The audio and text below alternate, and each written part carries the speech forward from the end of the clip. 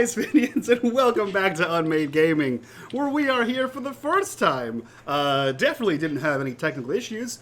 For an Atari Twilight 88 one-shot. This is a sequel one-shot to a previous one with the Keystone Kids here, aka the Writer's Room. That being said, if you like what we do here and you want to support the channel, join us on the Patreon, join us in the Discord, be a part of the community, be a part of the conversation, and as always, you will see on the bottom right-hand corner of the screen the corruption bar. That bar, when it fills, Greg gets to do whatever the hell he wants to these wonderful, amazing cherub players who have never done anything wrong to us ever, except fill the bar every time on every episode. That being said, Greg, take us away to the 80s that never was. Thank you, my friend. Thank you. And on this completely brand new topic that I will jump into, the corruption bar, everybody. I have something very special planned for this lovely group that we have here because they love the corruption bar. And because they love it so much, I would really like to share it with them as they play. And so with that being said, we set this scene and the same scene as Atari Twilight seasons 1, 2, and our previous bonus episode in the 1988 that never was in Garrett, Maryland, a rural town that has some strange things happen. Just north of it is the Loop.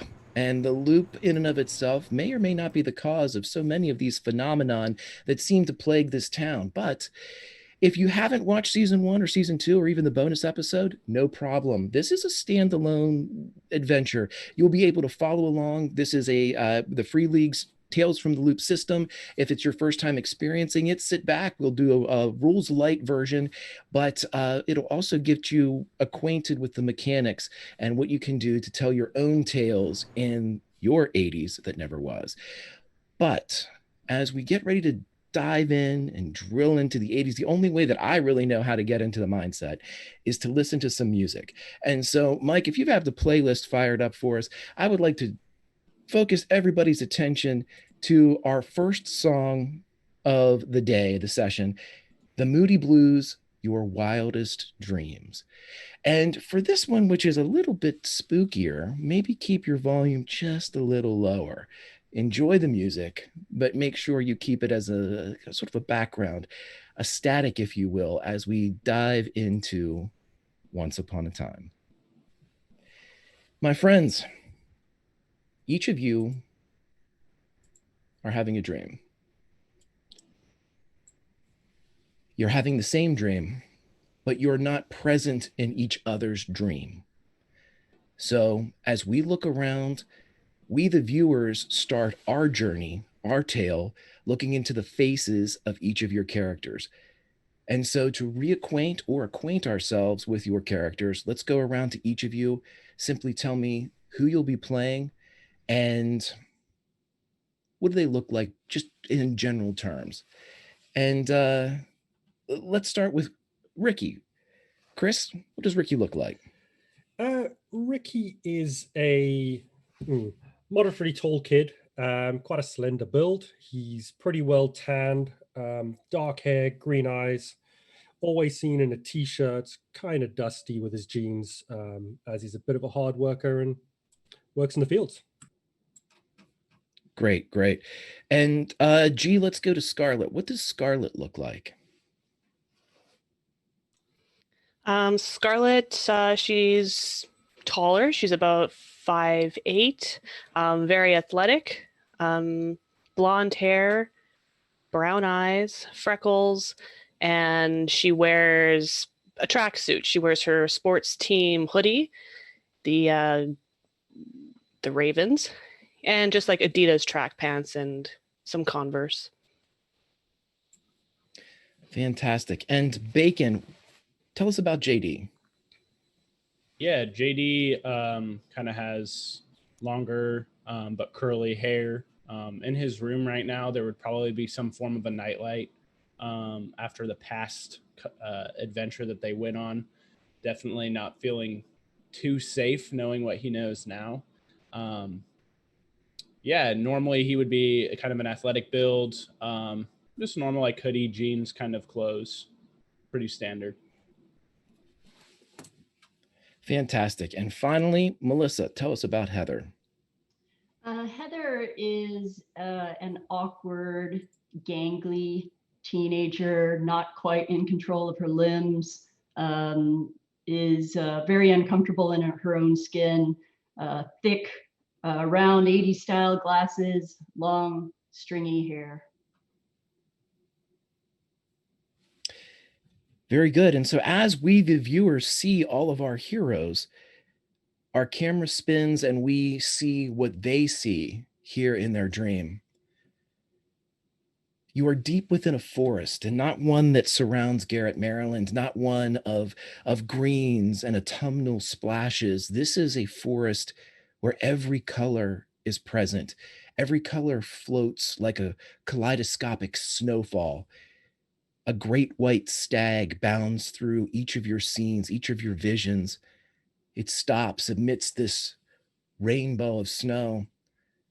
It turns and looks at each of you. And though you don't know how or why, the great dark eyes of the beast seem sad. As each of you continue to scan your whereabouts, acclimating yourself to this strange landscape, you look up in the branches of the nearest tree, and there, lazily swinging a tail, is a dark cat with black fur and gray whiskers that shoot out of the sides of its face, almost obscenely long whiskers. And it looks down and looks around, taking you in, but it seems it's waiting for an Alice to distract. It's not really focused on you. Off to your left, in a strange, out of place and disorienting sight, a lamp post springs from the floor of the forest. It is surrounded on one side by thick evergreens, its gaslight jumping with an organic dancing flame. And as you look around, you can barely see the sky. The canopy of the forest is dense, it's thick.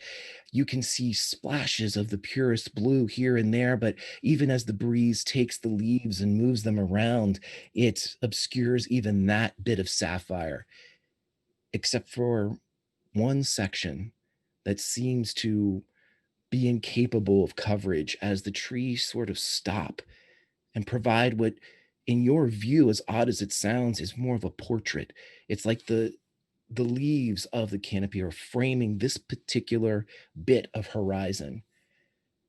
And there, along the horizon, distant yet still menacing, a dark tower rises, and you can see this monolith as it kind of juts up into the sapphire sky. Its darkness inside its borders so opaque, it seems to bleed and make darker the blue of the sky. It's drinking in the colors of this vibrant place. As you all were looking around, taking in the forest, taking in the distant monolith, for JD, Scarlett, and Ricky, a fog rolls in. This fog reminds you of days past when you were pedaling your bikes north towards the ruined loop building known as Castle Grayskull. It becomes dense. You can't see the lamppost. You can't see the dark tower. The black and gray cat disappears as the white of this completely solid fog envelops you. Soon you cannot see yourselves, for this is a dream and you are witnessing your own actions. And then you know no more. Everybody, our viewers, please cue up the Battle of Evermore at the very bottom by Led Zeppelin. Heather, no storm arrives for you. You continue to take in the forest in unparalleled majesty. And from behind you, your view now your own, seeing out of your own eyes and not some third person book. Behind you, you hear, "The worlds are coming undone. You impressed me in the castle, but you can't save them all." What do you do, Heather? Heather turns around to see who's addressing her. The man with the shoulder-length dark hair, the denim jacket, the piercing eyes that you know as Randall Flagg looks back at you. You can't save them all. I can try. That's the thing. No matter how hard you try, as it stands, right now you can't be in two places at once, but I can. I can be wherever or whenever I need to be. You and I, though, we have similar stories. Can't you feel that we are penned from the same book? Maybe, but I made better choices. Did you? Or have you not had the chance to make bad ones yet? I will make better choices. Well, I tell you, I've made bad and good choices, and I've learned from each one. I am a good teacher. I could teach you. Would you like that, Heather? Teach Would you me like me to- what? Well, I don't know, boys. What do you think? And he turns and moves his tall bulk out of the way, and two figures are about 10, 15 feet behind him. But again, this is a dream. You're not sure how far behind them they are. I need you to roll contact for me.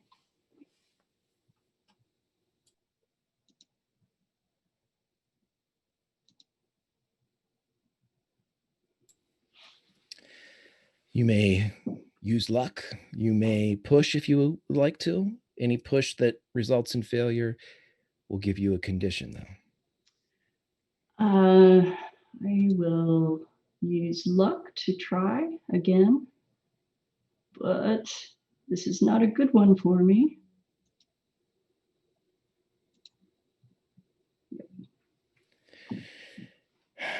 As you look, you see these two figures and they seem familiar, but you don't. The numbers don't seem right. You seem to remember there being 4 of them.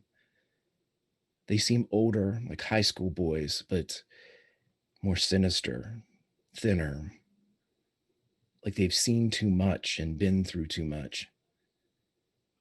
And with Randall's questions, what do you think, boys? They don't respond vocally, they just nod. And he looks back, and Randall again covers using his bulk between you and his 2 followers behind him. I just need you to do something for me, Heather. Can you do something for me? Probably not. Could I tell you what it is and you could think about it? You can tell me.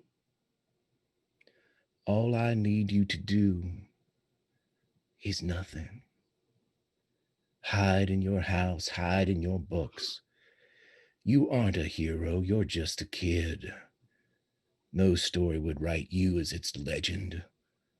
Not yet. But I can make this world, I can make all the worlds fear you. I am in tales and fables uncounted. And you can be too. You can't be a legend by yourself, but I can make you one. Just do nothing. He starts to fade, but you can still say something, Heather. I can be different. I can be better. I can do it without you. The last thing you hear, carried by the wind of this magical place, is, "We'll see." All of you wake up in your beds. It is Friday, October 14th, 1988.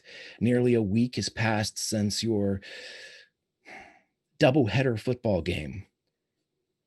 And as each of you wake up for what would be a school day, each of you in your own way, whether it be through a clock radio or turning on the radio or hearing something announced over a local PA system, an automated message says, "Residents, remain in your homes. School has been closed across the county. Only emergency services should report to work. Residents, remain in your homes. School has been closed across the county. Only emergency services should report to work."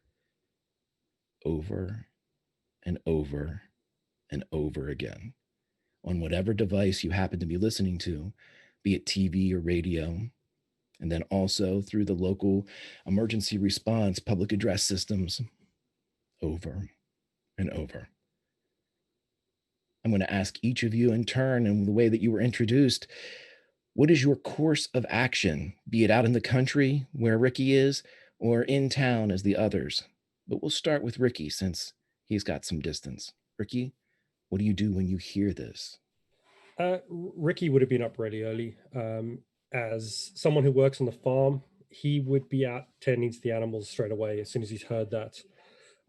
He would be very keen to find out if anyone in town knows what's going on. So after having tended to his daily or morning duties, he'd be tempted to head into town. I know that much. Well, what you would do too is, does Ricky have anybody that helps him with his farm chores? Is, he a relative or parents or anybody that come out to help him at some point? He would definitely work with his dad.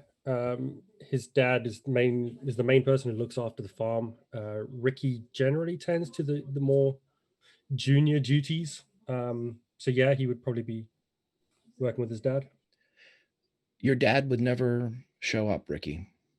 And if and when you look for him, you would find him sitting at the kitchen table, a cup of coffee on the table, the newspaper out beside him. He's in his whatever he would sleep in, pajama, robes, slippers. He's sitting there and seems to have no direction to go out and work the farm.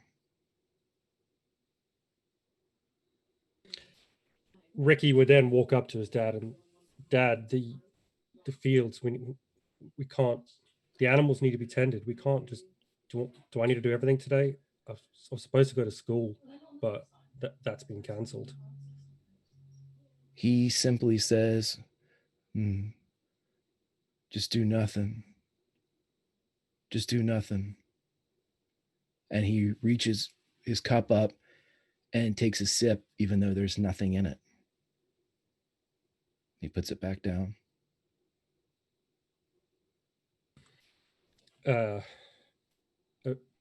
Okay. Fine. And he would go out just to make sure that the basic duties are done on the farm, because if his dad's not going to do them, animals still need to be fed. And he would, remembering that things weren't right before, he would head for his bike and try and ride to whoever the nearest person is that he knows, to go and check if they're okay, see if anything's strange is occurring with them. Right, let's establish that right now then. I'm going to say it's Scarlet, because Scarlet would be towards the edge of town. So, G, same circumstance. You wake up, whether it's the radio, the television, or just with public address, you hear that there's no school across the county. No one should report to work unless it's emergency services, which is particular interest to you. But what do you do though when you wake up and hear this? Yeah, I should probably be woken up by like her radio alarm. So instead of the usual like music and the DJ, it's this announcement. So it takes her a moment as she comes out of this dream, and then she kind of like half sits up and looks at the radio and hearing, and then like emergency services only, school's closed. She immediately throws back her blankets and hops up and goes to her bedroom door. "Mom, Dad?" And she's going to go down and look for her parents. Now, what are the occupations of your parents? G, what is My mom, Anne, owns the Night Owls consignment store, and my dad is a firefighter.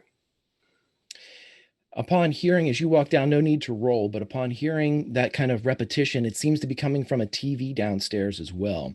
You Okay. would hear that as you kind of leave your airspace of what you're listening to volume wise for the radio, you get down and hear that exact same, there's no delay at all. It's almost like a stereo. You hear that same exact phrase being uttered over and over again by the TV.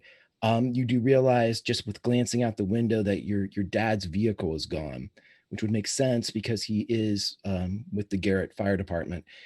But when you get downstairs, your mom is sitting there. She has her robe on and she's staring at the TV. Mom, what's going on? Why is school canceled? Dad had to go to work? You don't have to do anything today. Just nothing. Well, yeah, but is everything okay? What happened? And she'll kind of go like over to her, like it's still in her pajamas, and is everything okay? Is the store is going to be closed today? Roll me and investigate as you get closer.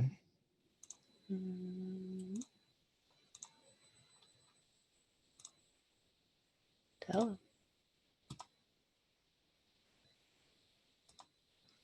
Sorry, my mouse does not want to click on it. Hello, let's go. What is happening?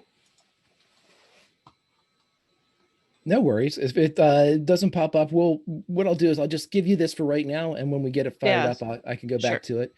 As you look around, the scene that's laid out here is odd because normally your mom, as you said, she is a small business owner. She would be going in to, check to see how get open her shop. At this point of the day, everybody in your household gets There it ready goes. to go to school. Okay. With one success, as you look down, you see that that was for calculate, but I'll give it for you for investigate. No, So sure. It's the same yep. dice. Yeah, cool. So as you look down and you see that she has a paper that's in front of her, and across the paper, it says the main headline says, "Do nothing." And the main story simply says, curfew being enforced, no school across the county today. It's a repetition, slightly different of what you're hearing on the TV and the radio, but all except for emergency services would be closed today. In addition to that, you see that the other kind of smaller byline, the shared story on the front page, talks about a man named Herb Sarge Seville. He is being remembered today. You see that his eulogy as being one of the local heroes of Garrett seems to be pre-printed. It says his wife preceded him in death. Her name was Yuriko Lily Seville. She apparently died in a vehicular accident in the summer of 1969. He leaves behind his adopted son, Benjamin Mackenzie, and his son in spirit, Jerry Baker.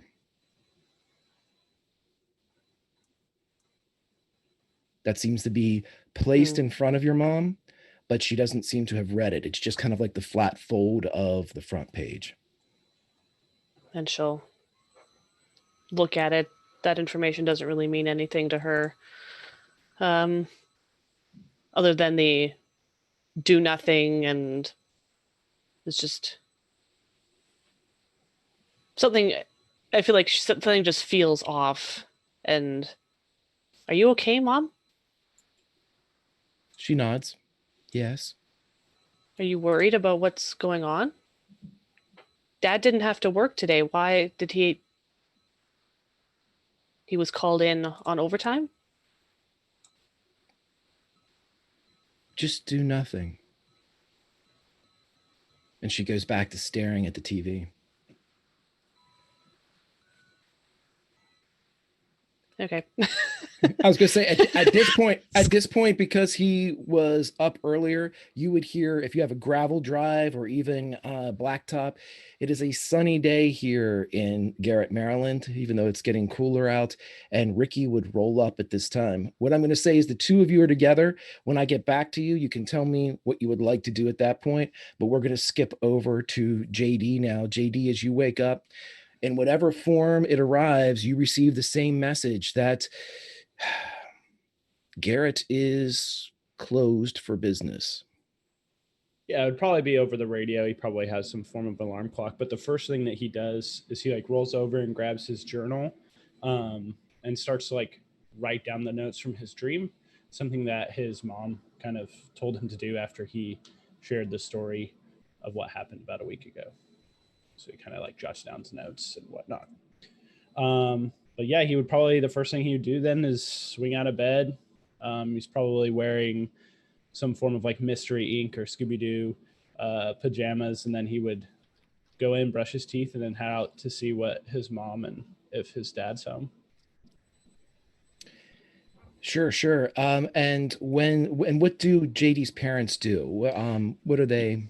Yeah, JD's dad is currently campaigning or would be planning to campaign to be the next mayor of Garrett, and then his mom is a writer, so she would probably be home out of the two of them because maybe he would be more involved in whatever's going on.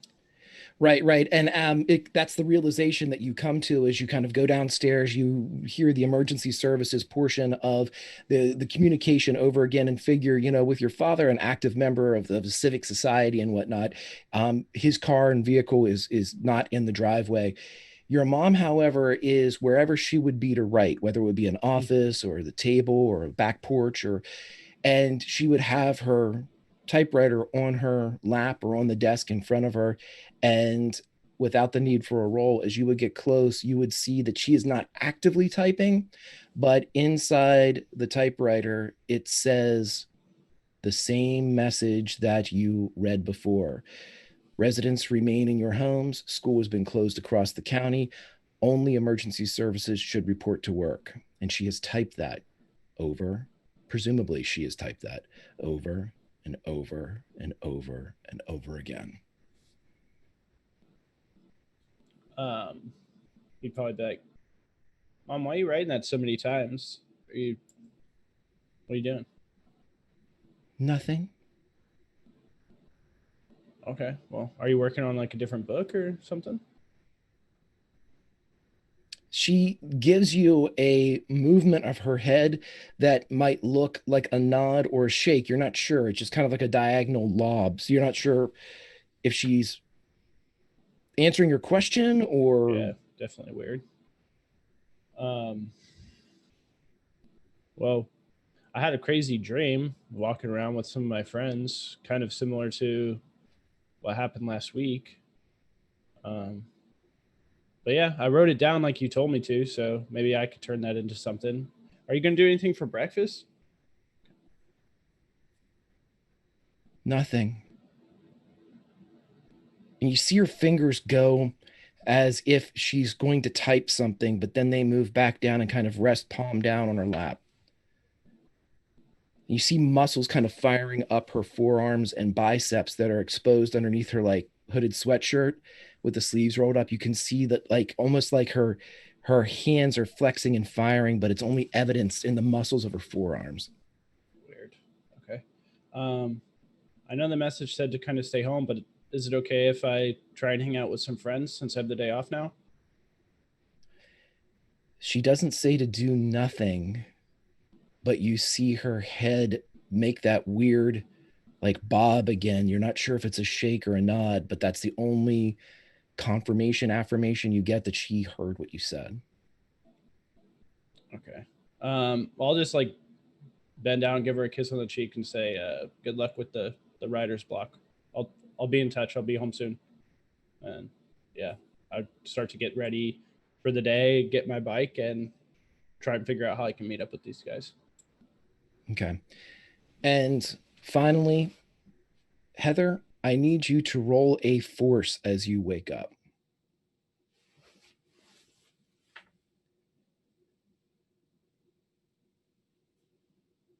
You're able to catch yourself as you spring awake, the image of Randall Flagg speaking to you in that magical forest, so very prevalent. It's not fading at all. It's marked and mirrored in your mind. And as your body reacts to waking up and spins and falls off of your bed, you get your arms up in time before you kind of face plant onto the deck. And as you hit, you kind of grab yourself, and for a moment you can still feel that breeze and hear that "we'll see." They came from Flag. But as soon as you wake up as well, in whatever mode you feel is the most convenient for Heather, you would hear, "Residents remain in your homes. School has been closed across the county. Only emergency services should report to work." Over and over again. What do you do? Heather's very shaken, and the adrenaline from the dream and from how she woke up is filling her, and she's shaking, not quite sure what to do. So she stands after getting dressed, she stands at her bedroom door for a moment, and then she peeks out of the door to see if there's anyone in the hallway out there. And seeing that there's nobody there, she exits into the hallway and picks up the phone. And after thinking about it for a moment, she dials Scarlett's number. When you pick up the phone, you hear a voice that says, "Residents remain in your homes. School has been closed across the county. Only emergency services should report to work. Heather, do nothing." She drops the phone, and she doesn't like sneak so much as try to remain as quiet as possible to exit the house without running into any of her family. She goes around to the garage and takes out her old 10-speed, and sets off for Scarlett's house. And so, as everyone kind of descends on Scarlett's house, we're going to stick with Heather as you pull out of your garage on your 10-speed. Everybody, if you could go to our playlist, please go down to the second to last offering. It is "The End of the World as We Know It," but this is by The Rescues, not REM. Sorry, Michael. Heather, as you are pedaling through Garrett, you can smell smoke. As you look to your right and left, you see down the hill from your home in this development of houses, you see that something is on fire in the middle of Garrett. There aren't any fire emergency vehicles reporting to stop it. You hear a gunshot, followed by another, followed by another. You hear screaming. You hear the howl of a rabid dog. Roll me an investigate.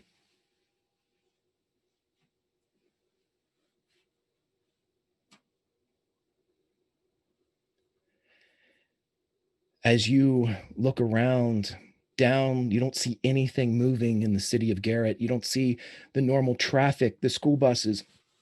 You don't see fire department. You don't see police. You do, however, see an old, maybe 50s Plymouth Fury driving through the middle of town slowly. There is almost like an cream-colored arm of the driver is sitting out the side of the window. And as you watch, you see the car pick up speed, go faster and faster. And you see in its way is a person. They're not slowing.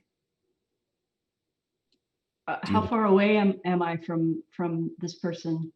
A couple 100 yards. And how far away is the Plymouth? Much closer. Heather screams out, "Watch out!" You see the shadow, almost the silhouette of the figure looking your direction.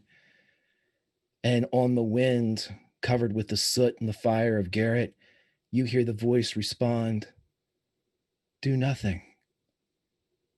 And the Plymouth crashes into the person, and they are taken from view. How far away am I from Scarlett's house? You're getting close. In fact, all of you are getting close. Ricky, Scarlett, we're going to say that you're out in the driveway of Scarlett's house when JD and Heather show up. You are all together. What would you like to do?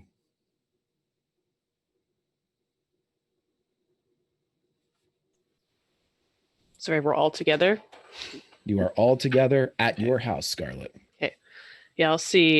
You said Ricky shows up first, so when I see his bike come up the driveway, I'll quickly like shoot a glance at my mom and like slowly back out of the kitchen and then rush outside in my pajamas, like barefoot.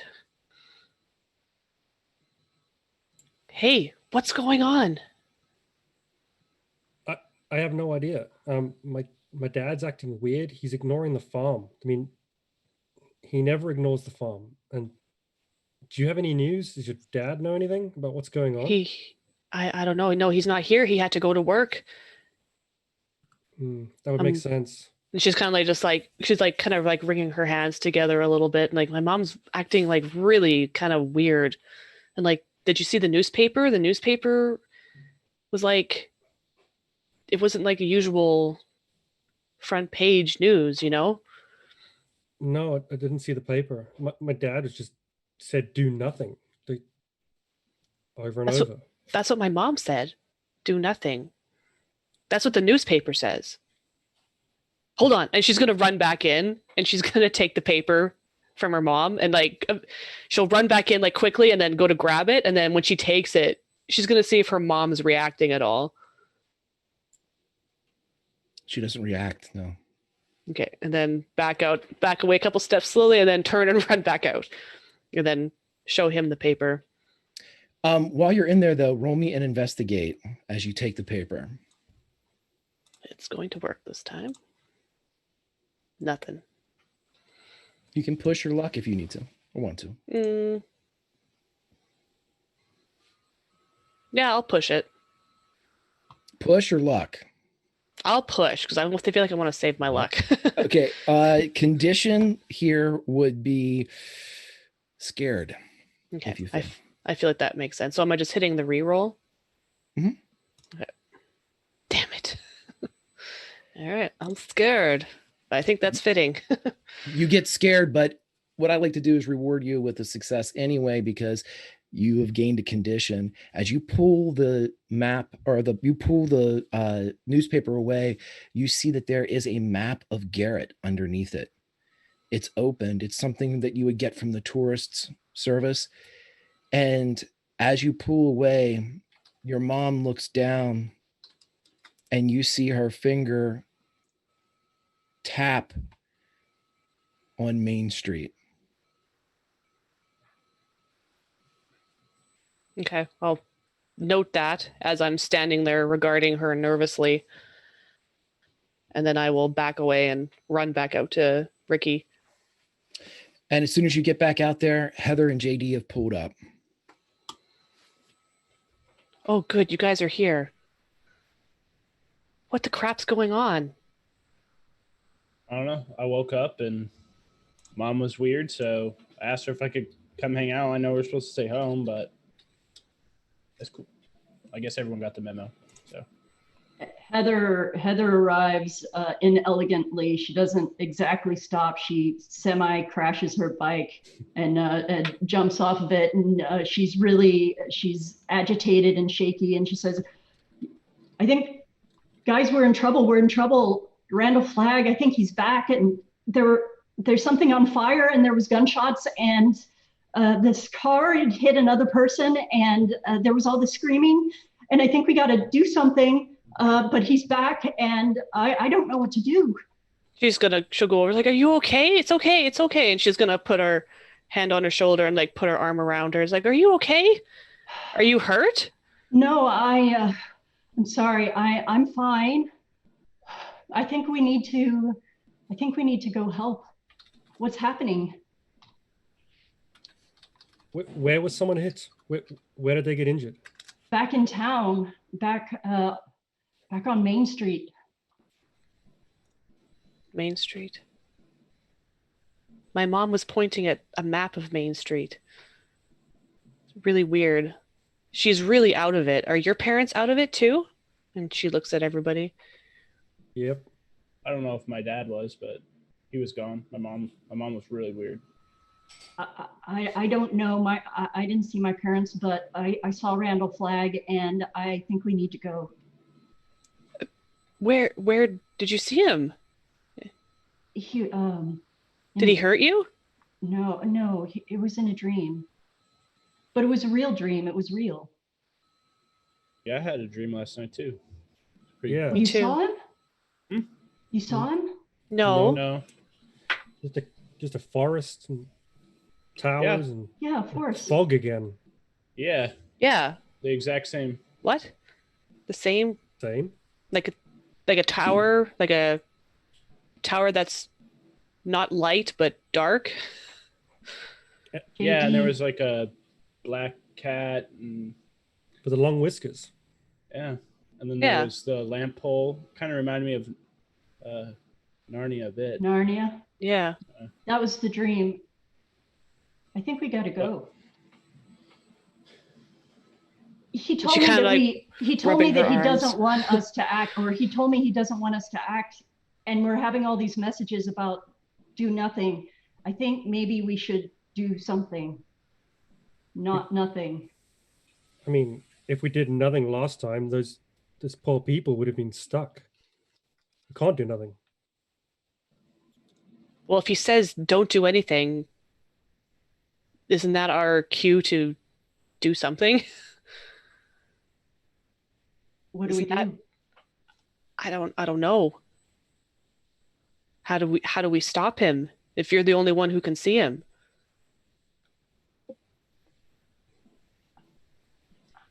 She looks around. Is he here right now? No, he's not here, but maybe he was in town. Maybe he was the one in the truck. Maybe I think we should go to town. I think we should go. Something's on fire. Do we smell the burning? Yeah, you can. It's a crisp, clear morning here in Garrett, and the smell of the fire travels up and around through the valley. Can we see smoke? Like, can we tell where it's coming from? Looks like the middle of town. Okay. Your dad would be there, wouldn't he, Scarlett? If My there's a dad might fire. be there too. I mean, maybe they know more Yeah. about I the was- general state of things. I was gonna say I could text him, but that's not accurate at all. I could try calling him. I know the number for his fire hall. And she's kind of just like standing there, like, because it's actually like fall. It's like mid-October, so she's in her pajamas, so she's like shivering a little bit. I'll go get dressed and I'll try calling him. I'll be right back. And she'll hurry back inside. We'll stick with Scarlett. Scarlett, you're able to get yourself ready and whatever you would like to do, and you go to pick up the phone. Okay. Yeah, I'm gonna. As I go back into the kitchen, and actually, no, they're kind of well off. She would probably have a phone in her room, so she'll put all her clothes on, get her backpack, put her football in her backpack, and yeah, she'll pick up her that clear plastic phone where you can see all the gears and electronics inside. She'll pick it up and go to dial her dad's fire hall. You would hear, instead of the busy or disconnected thing, I'm not even sure if it still exists in 2020, but back in 1988, whenever you hit a busy signal, you would hear the Hmm. You hear that, but you hear someone obviously making that noise. You hear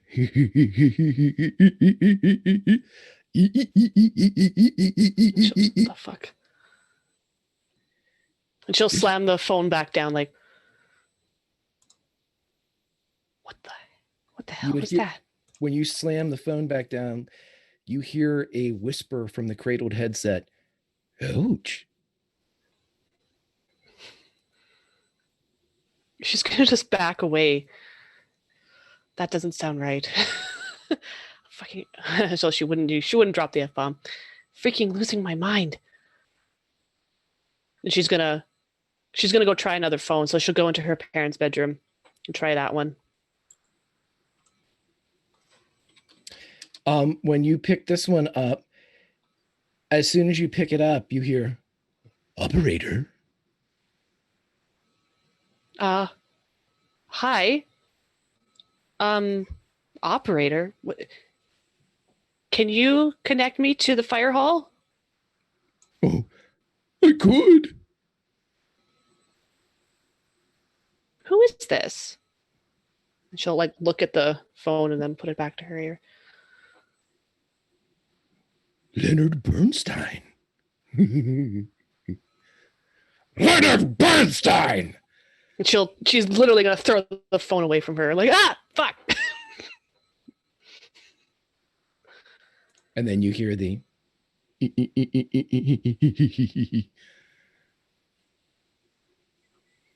She's I don't know. She's gonna pull the phone cord out of the wall. When you do, you hear the cradled phone say, ouch. She's gonna turn and run. Run out. Back down. You meet up with everybody outside. You're ready to go. What's your destination? She's running out. Everyone would see Scarlett doing the 40-yard dash. Yeah. In a hurry, we're ready to go. 4.5 seconds. Somewhere a scout for the NFL is, damn! You know, there's with the Yeah. stopwatches, you run out. Too bad she's a girl. Haha. Okay. Alrighty, so you're all out. Scarlett, you've made it out to where your bike and everybody else is kind of congregated. What do you do, my friends? Scarlett, you all right? Something really weird is going on here. I tried calling the fire hall, but there's some other guy on the line. Yeah, I think it was Flag.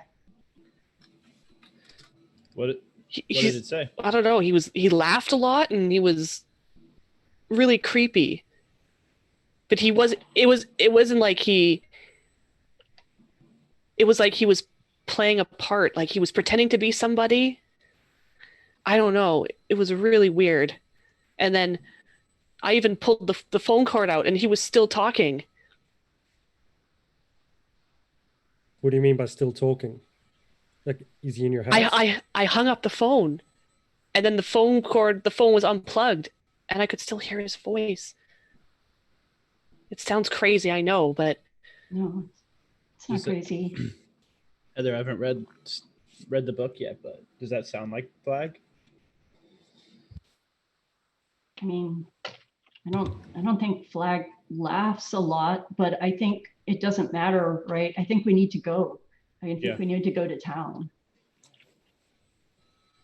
it was a really creepy laugh, like really gave me shivers.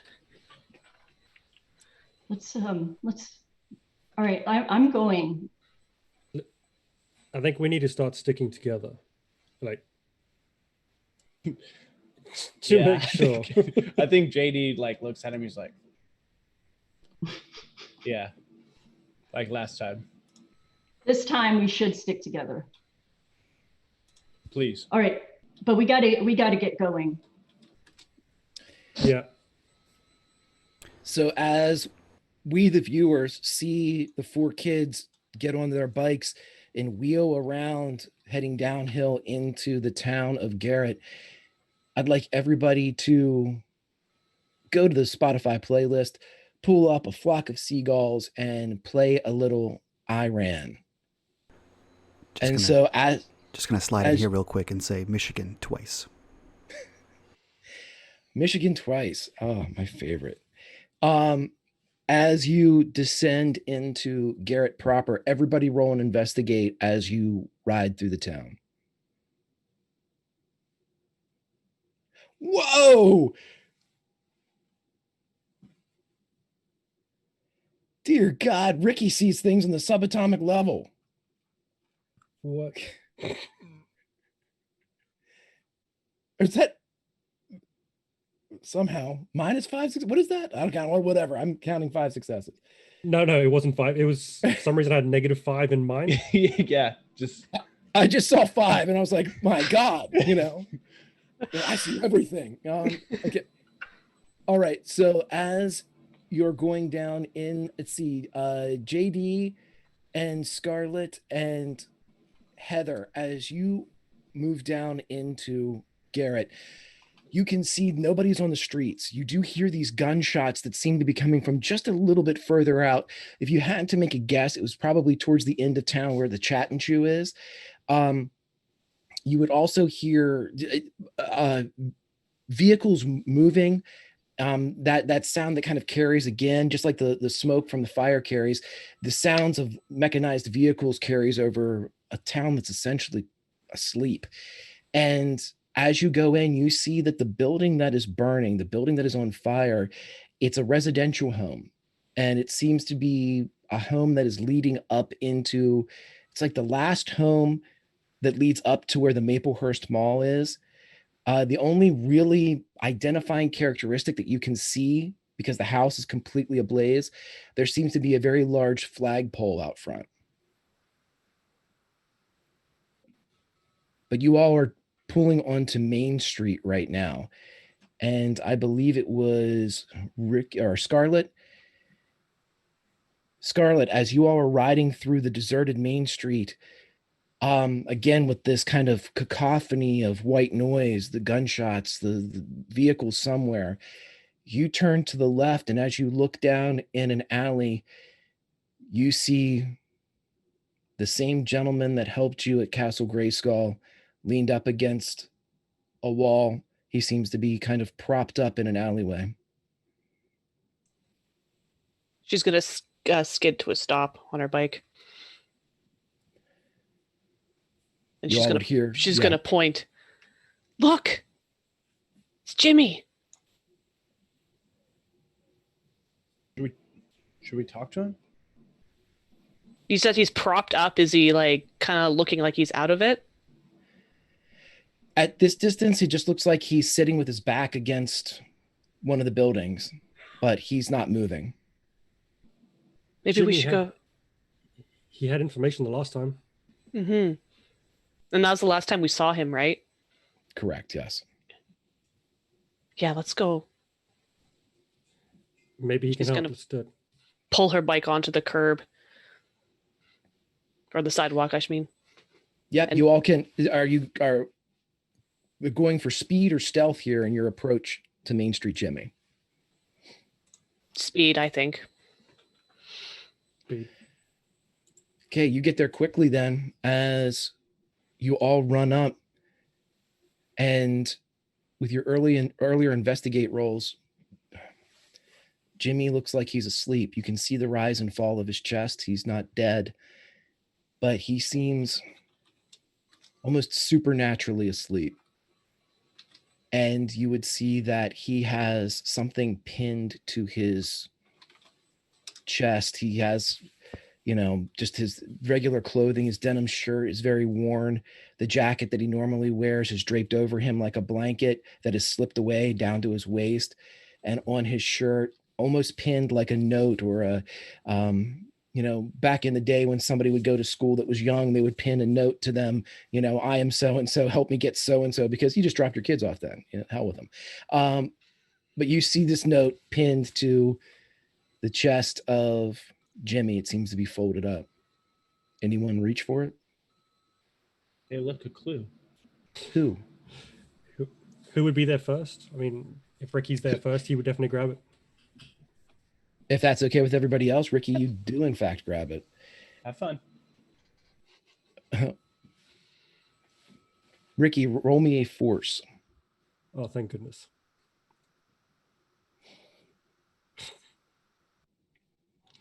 Would you like to push or luck? You don't have to. I'm just asking because that's my job. Yeah, let's spend a luck. Why not? There we go. For a second, you feel yourself ready to pass out. You feel yourself ready to, you're so tired, like you didn't have enough sleep for the past week. But a moment later, strength of will, strength of body, you force this feeling away and you open up the note in front of you. And it reads, "My friends, they can't see them coming. They've forgotten how to be kids. They are too old. They are defenseless. You must save them. Miss Maggie, Mr. Derry, Carl Baker, Scarlett's dad. He has them in the paperback exchange. At sunset, he will devour them. I tried to fight it, but I am too old now. I've forgotten how to stay awake in the dream. You need help. The friends you rescued in Castle Grayskull."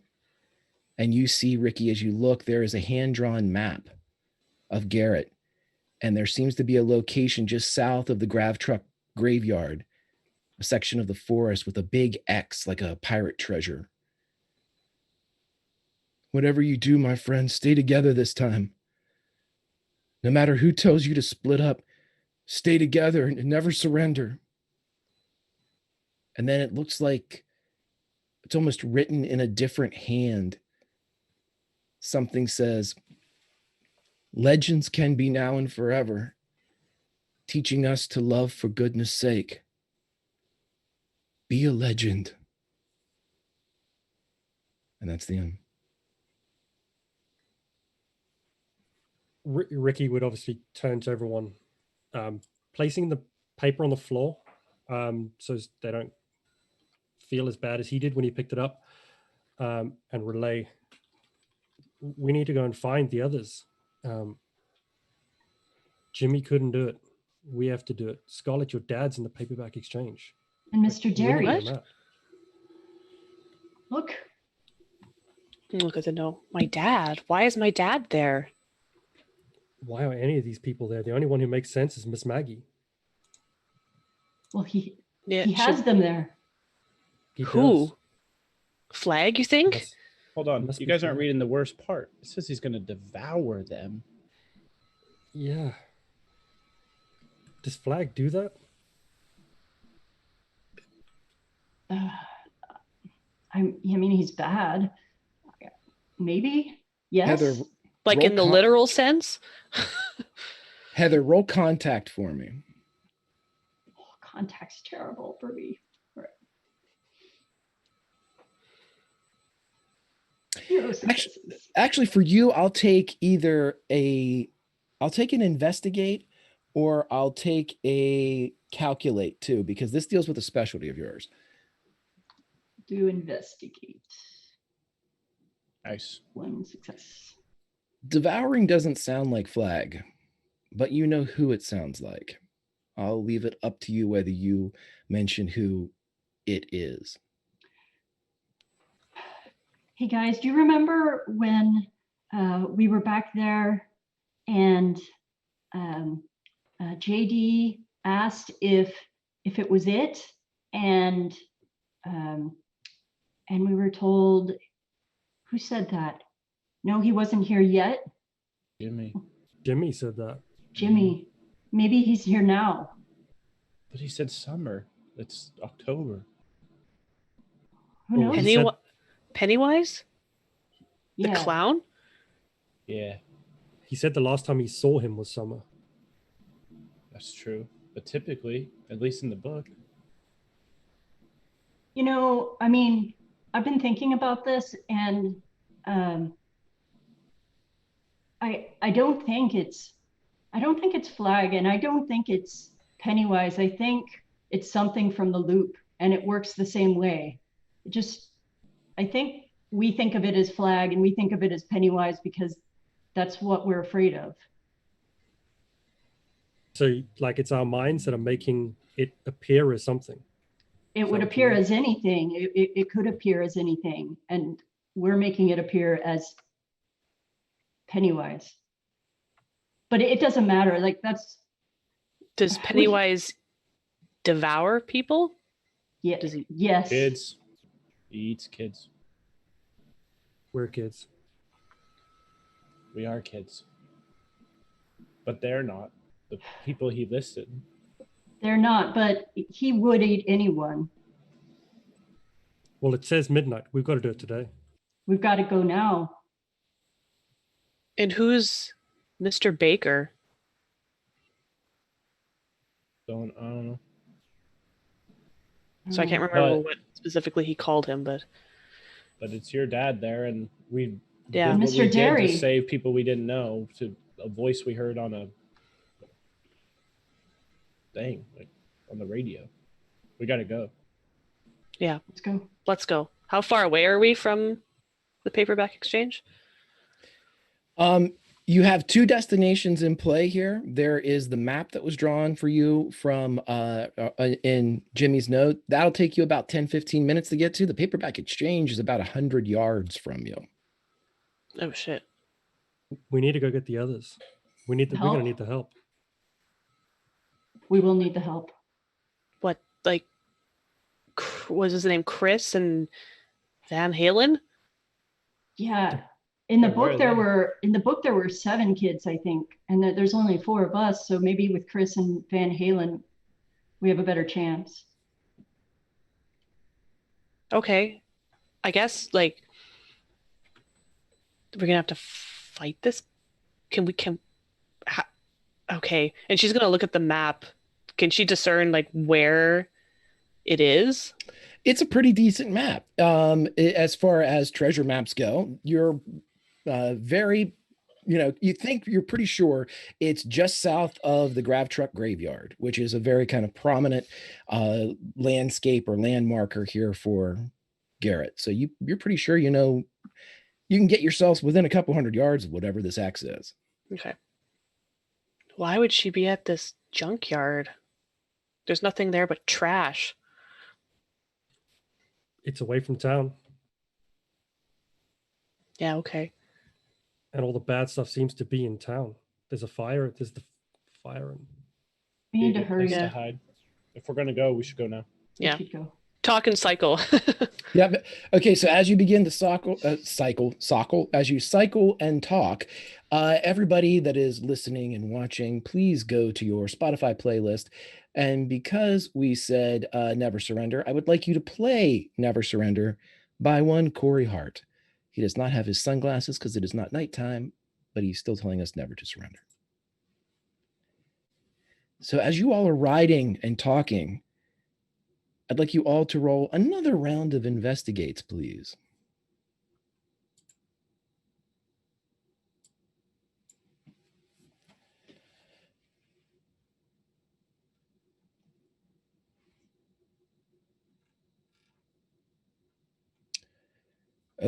Okay, let's see. That's going to be Heather and JD. You're the two that kind of noticed this at first. You hear a rumbling of what sounds like a motorcycle. You can, especially once pointed out, Ricky, you would be able to notice this kind of like throaty, open quality to the engine. It seems to be coming in your direction. You don't see anything yet. But as you are all in the middle of the road riding your bikes, is there anything you would like to do in preparation for the emergence of this sound and the source of it? It sounds like it's coming from in front of us and coming towards us. In front of you, coming towards you, correct?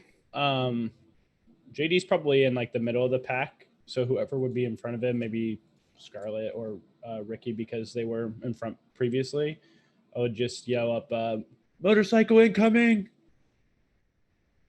And I would move over to like the right side of the road or towards the curb or whatever. is there any way to hide where we are? Yeah, you could absolutely jump behind. There's a low billboard that's right there, kind of like an older one that it speaks of the local hotel. You can jump behind that. You could kind of get behind one of the parked cars. You have a lot of hiding opportunities. If someone's hiding, let me know. We got to get off the road. We're not supposed to be out. Let's duck behind over here. Okay. For no reason at all, everyone roll me a sneak. And let's just say that there's a certain number of successes that would probably help you out here. I'm not sneaky. Damn it. Damn, Heather.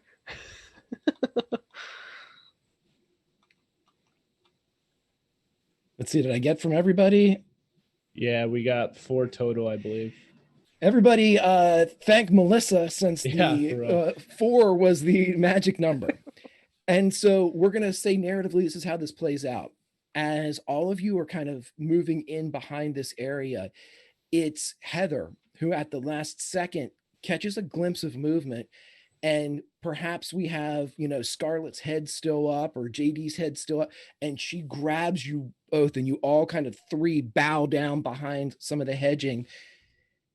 And that's when you see a almost dark fused and soiled metalled motorcycle rumble from where you are in the direction in which you were heading, rumbles up the road. Seated on the motorcycle, riding it like one of 4 horsemen of the apocalypse, you see Chief Rugen.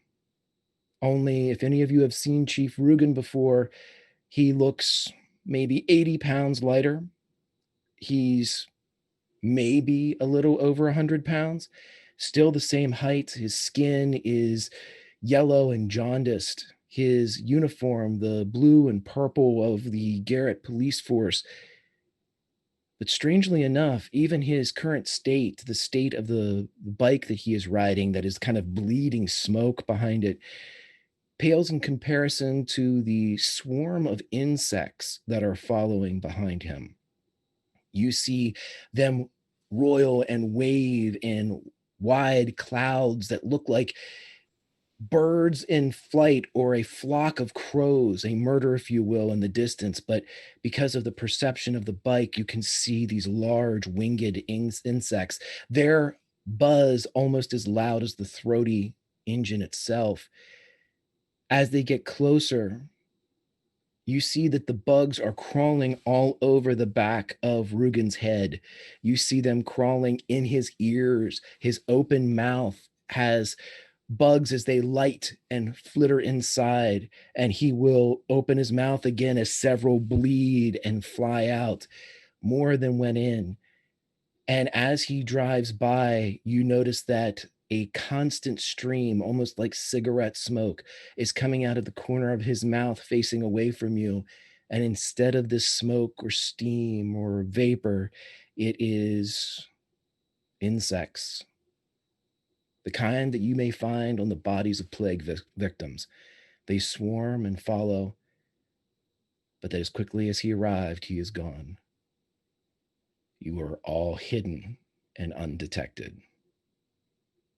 What would you like to do, my friends? What was that?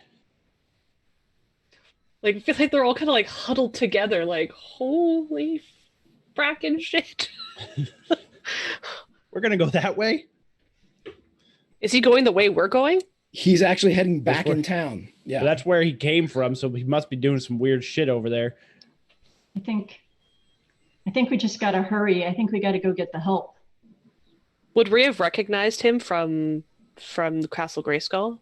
Absolutely. Same outfit, same everything. He hasn't changed. He hasn't, if anything, he's thinner than he was before. So.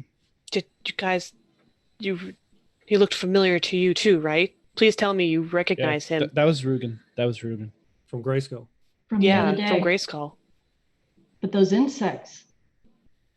Yeah, that was different. We gotta go. At least they're following him. Yeah, we gotta hurry. All right, everybody. Bikes. Yeah, to the bikes. Everybody roll me a force. Or actually, I'm sorry. Everybody roll me a move. And you can't fail this, but let's see how quickly you can get to where you want to be. Nice.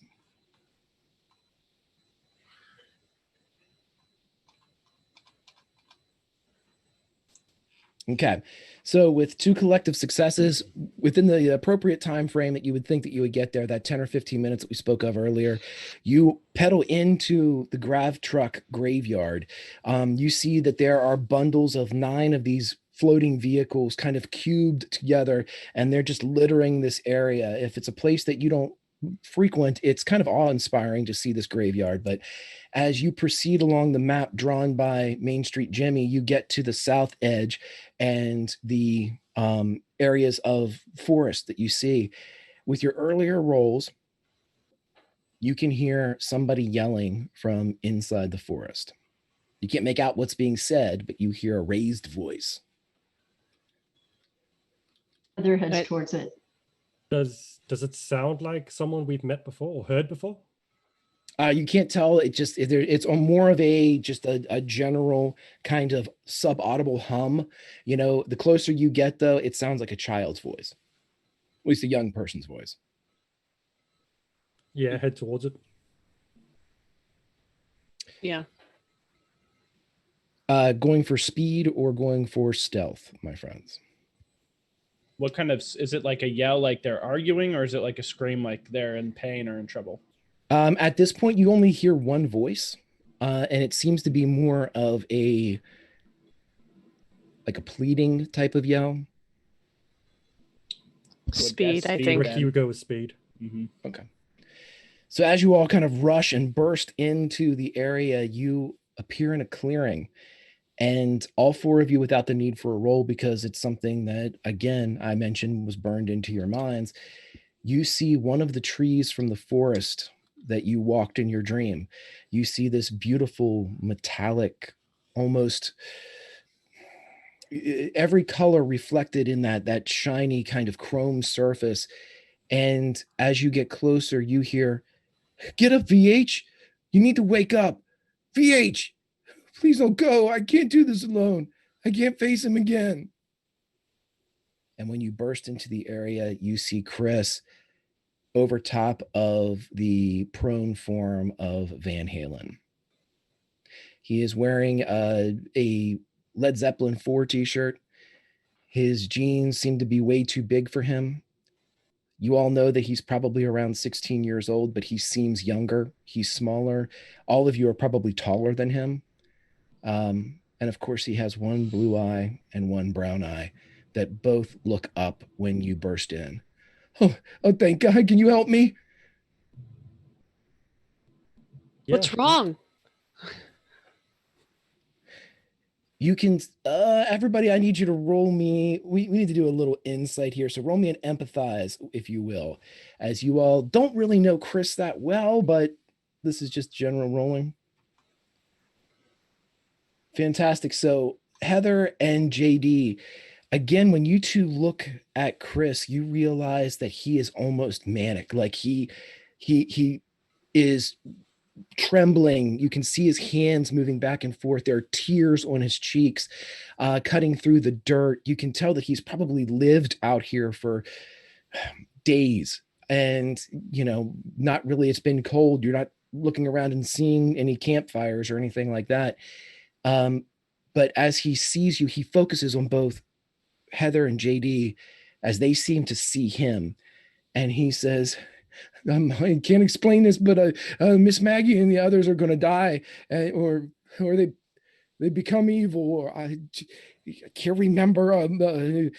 It's not decided yet. No, we have time. VH fell asleep. She said someone cast a spell. I don't know what to do." Scarlett will put her hand on his shoulder and kind of crouch down next to him. It's like, it's okay. We're here to help. Here, I'm gonna like take off my backpack, and there's probably like a soda or candy bar or something in there that he grabbed for being here, and he's like, "Here, eat this," and he like looks at Heather and probably like motions her to take a look at Van Halen while Scarlett and he like tries to calm Chris down and tries to get him to make more sense of what he's talking about. What are you guys doing here? Um, In a as I get ready to junkyard. answer that question, JD, roll me another empathize, but give yourself +1 for the Coke, Cool. as you are attempting to calm with your words. And 1. Chris is able to kind of focus a bit, and he looks up. And Scarlett, what did you ask? What are we doing here? Or Yeah, why? What are you doing in a junkyard? it's it's VH's tree, and he points to this odd metallic tree. It's we were staying here. We were supposed to. This is where the next part happens, and we didn't know when it happened. And we heard about the Sarge, and I didn't know what to do. And then she said that she got magic, a spell. A man in black did something, and I didn't see anyone. I couldn't stop him. But this is when Miss Maggie dies, and it turns something happens. We have to go to the paperback exchange. What do you mean Okay. by this is her tree? This is hers. Well, The look, tree, they're one. Ricky, if you had the same dream as me, that was in the dream. Yeah. We have time. We got until midnight. We got a note. Did we bring it? I don't think we brought it. Oh, we assume we did. And you'll hand the note to Chris and go and have a look at the tree. Is there anything? Does the tree look visibly damaged in any way or unhealthy? Roll me an investigate. Investigate doesn't go well. Do you still have 1? Yeah. Look at that, though. Wait, do we get it? What do we get? Not 0. 0. Okay, I had to still up on the other one. Yeah, you look at the tree, and it's very difficult to kind of catch the health of a metallic tree. It looks okay. You again, Van Halen seems to be sleeping, almost serenely, like with the hands across her chest. You didn't succeed on that investigate, but Ricky, what goes through your mind is like a fairy tale, like Rip Van Winkle or Snow White. Somebody that's at perfect rest, and then the talk of a spell kind of adds to that mystique. But that's about all you got. Yeah. While he's doing that, I'd be like, Chris, slow down just a second. You said this is when Miss Maggie dies or becomes evil. What do you mean when? Like this has happened before? No, it's never happened before, but it'll happen again if we don't worry, if we don't do something. Okay. You're coming with us then. Yeah, I have to. Okay. Well, like you said, we have till midnight. Still decently early in the day. What should we do with her? How do we wake her up? What does she look like when she's lying there? She has, she has her Van Halen t-shirt on. It's off the shoulder because that's the way Van Halen wears it. And her hands are folded over her chest. You can see the rise and fall of her breathing. She doesn't look like she's been injured in any way. You don't see bruising. She actually seems healthier than the last time you saw her. Her skin had been, was paler. It has returned to what would presumably be a healthier, like a darker caramel color. And she doesn't have the sunken quality beneath her eyes. It looks like she's basically had something to eat and drank. But she's completely unresponsive. Okay. You're muted. Sorry.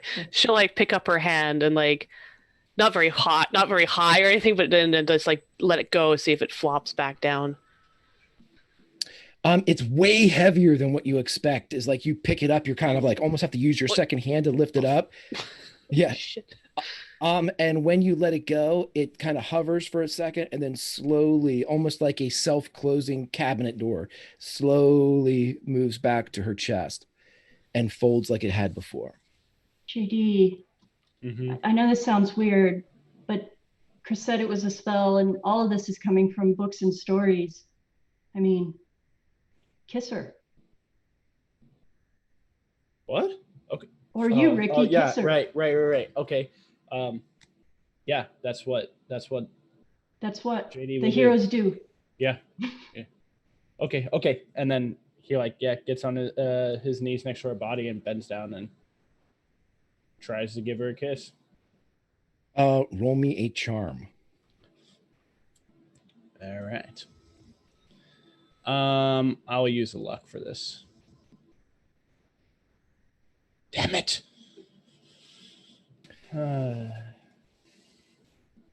There's no reaction. Maybe I it's don't the know. wrong prince. And when you look up, JD, you see Chris, and he goes, "I tried that. I wish you would have told me. I didn't know what you were doing." That makes sense. Well, Ricky, I don't know. I mean, it could be. This is like Snow White and all those stories. So Heather could be right. It could just be the wrong prince, but I don't know. Yeah, Ricky would try with his Roll me a charm. 1 in charm. In heart, sorry. Rough. Nothing.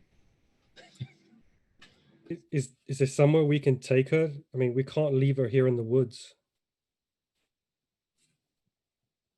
She'll be fine. Yeah, this is her tree. I guess she's safe here. She should be. We just have to hurry.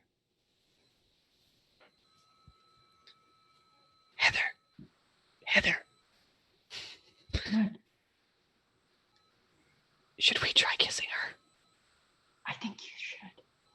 Do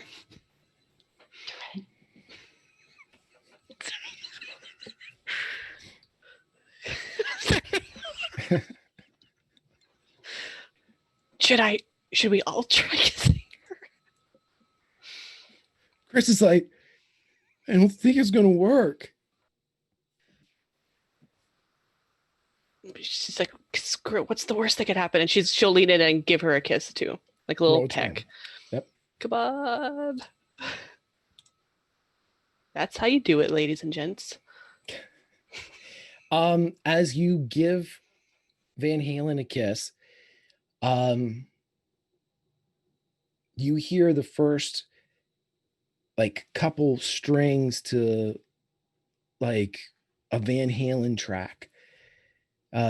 Just a couple beats of Panama, and then it's gone. And as you kind of pull back, you realize that one of Van Halen's fingers has kind of lifted and caught a loose strand of one of your hair, a piece of your hair. And as you pull back, you kind of feel it catch a little bit, but it pulls easily. It's not like she's grabbing hold of it. I think they did something to her. She moved. Yeah, a little bit, not enough. Can we take her with us? Well, she said a spell too. I think we have to leave her here. I mean, Have you Chris tried, looks at you all. She's real heavy. Have you tried putting her against her tree? If it's her tree. I tried moving one of the branches down, touching her with it. It didn't do anything.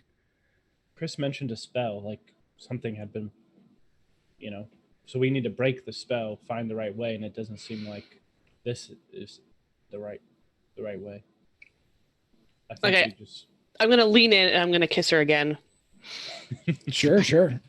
Are you pushing or like rolling luck and taking your one success and carrying it forward to another charm roll, or is this a fresh roll? You might want to save that. Yeah, I do kind of really want to save it, and my iconic item does nothing for me here. Actually, can I use my pride? Never back down from a challenge. Sure, absolutely. Sweet. That counts as an additional success that you will add to the first one, so you would have 2 successes. And as you do so, you see that Van Halen's eyes kind of flutter. You see a bit of the brilliant blue behind the lids as her eyes open and they close and open again. And it's this earthy brown, this incredibly rich brown, blinks and opens again, and it's this deep, almost emerald green. He cast a spell. Hey, you're awake. Uh-huh. Who cast a spell? The man in black. She's gonna look at Heather. I told you. So I know it said until midnight, but I think we all need to go. We don't know how long it's going to take to take care of this Yeah. back at the paperback them. exchange. You have to go. Can you come with? Can you help? I'll just fall asleep again. She reaches into like her waistband though and pulls out a folded piece of, looks like a page out of a magazine, and hands it to you, Heather. And then she turns to Chris. Thank you for being my friend. And Chris like kind of goes over and cradles her. Fiji, what do you mean? And she starts to lean back. And I can't hold her up, guys. I can't hold her up. As she starts to lean back into that same position. And she just whispers, thank you for being my friend. And you see the eyes of so many colors close. Heather Shoot. looks at the page she was handed. It is it's a still from some type of music magazine. And you see the splash page says, don't come around here no more. And it's an article about Tom Petty and the Heartbreakers. And you see it is basically just an advertisement, or it's all Alice in Wonderland motif. You see, much like the video is Alice going to Wonderland and meeting the Mad Hatter, that is Tom Petty. You see all of that kind of indicated inside this article. There's nothing out of the ordinary though, nothing circled or a line drawn to anything. It's just Alice in Wonderland, like in our dream. I don't know what it means. The dream was very Alice in Wonderland. Yes. The cat. Greg, now that Ricky has seen Chris and his eyes, do his eyes match that of the cat in our dream, or are they just normal cat's eyes? They are multicolored like the cat. One blue, one brown.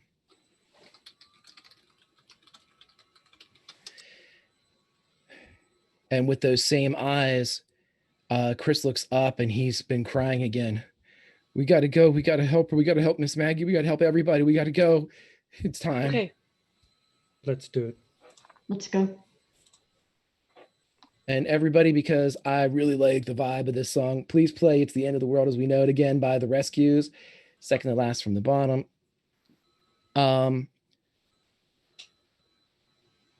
We're going to say that because, Scarlett, when you described your bike before, I think that Chris can fit on your bike. And so he doesn't have one of his own. And so Yeah. you would all be riding back into Garrett. And within about 15 minutes, without any further incident, you arrive in front of the paperback exchange. As you get there, you see that the front window is shattered. Even from the outside, you can see that rain has ruined some of the books in the display shelf beneath the window. It's dark inside. What do you do? Chris looks at all of you. This is it. All right, we stay together, remember? Don't split up. Chris, stay together. Okay. All right, Who let's go- go. Ricky would head towards the door. If Ricky, everyone's Yeah. ready. you're going first then. Roll me an investigate as you grab hold of the door of the paperback exchange and open it. Before he goes to grab the door, as he's like grabbing the handle, she's gonna, okay, guys, remember what that note on Jimmy said. We all have to stick together. I would like Heather to roll leadership for me, please.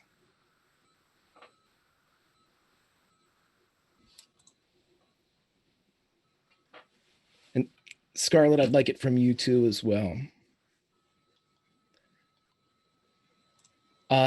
Melissa, Heather can push that roll if she'd like. Same thing with you, Jay. Yeah, You can I'm gonna push. You push can it. use luck. I'm gonna use. I'll push it. I'll push it. This will be a second condition then if you. Okay, wait, no. I'll use luck. I'll use luck. He- Damn it. Heather will use her pride. I've got a good mind. I can use it to overcome challenges like the heroes in the books do. Okay. And so with that, you get 2 dice.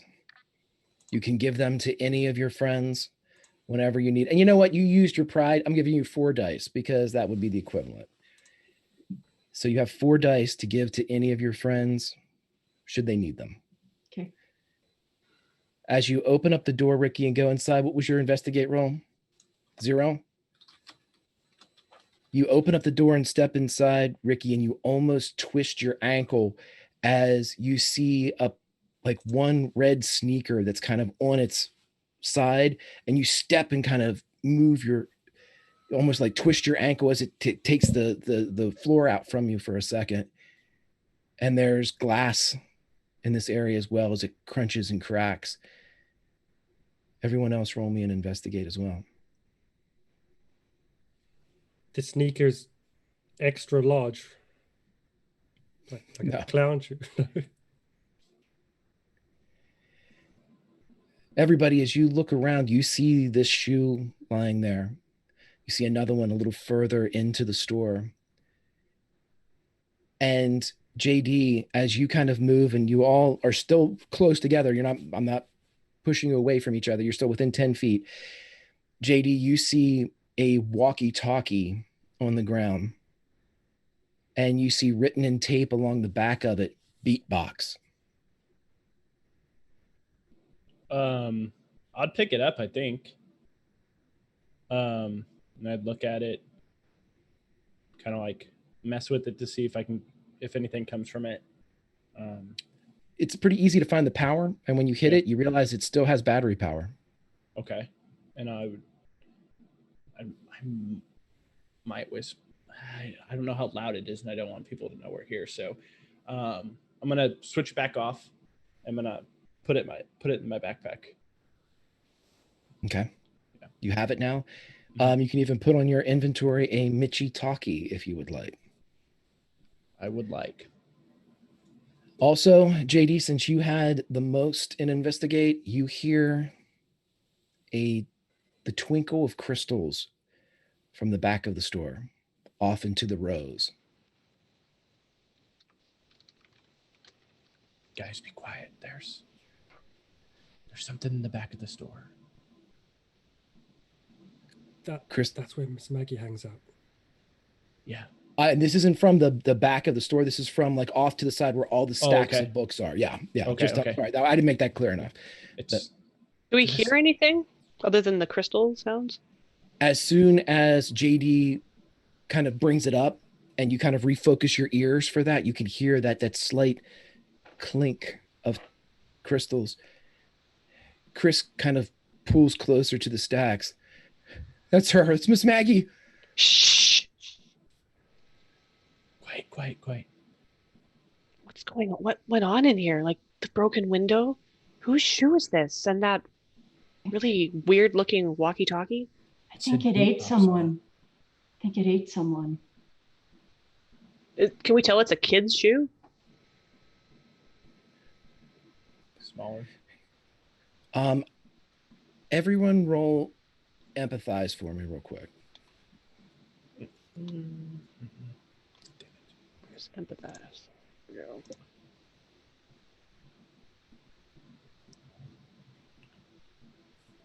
Okay.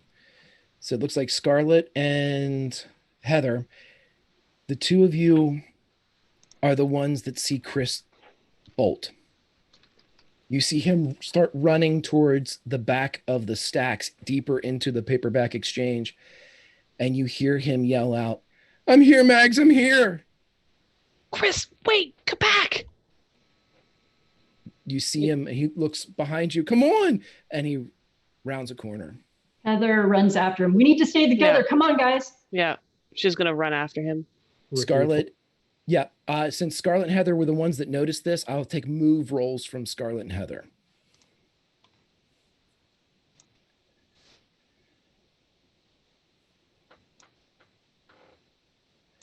Scarlet, you kind of outpace Heather. It's not like you're jostling for position. You just kind of make it there quicker. Push.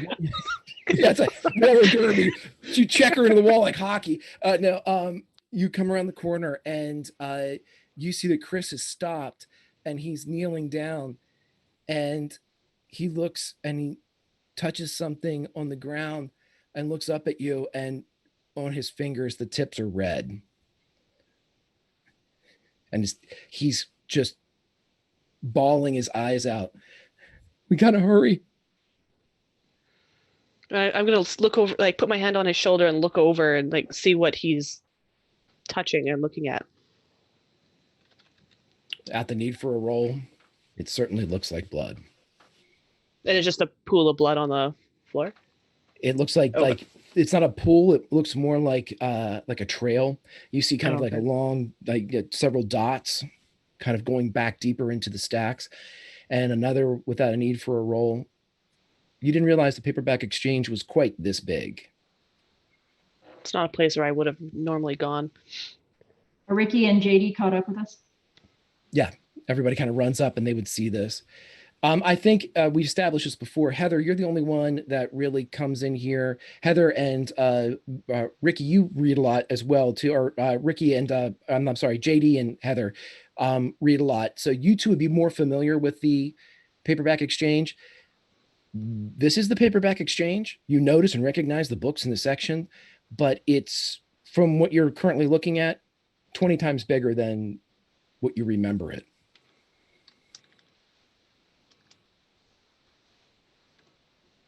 This is different, guys.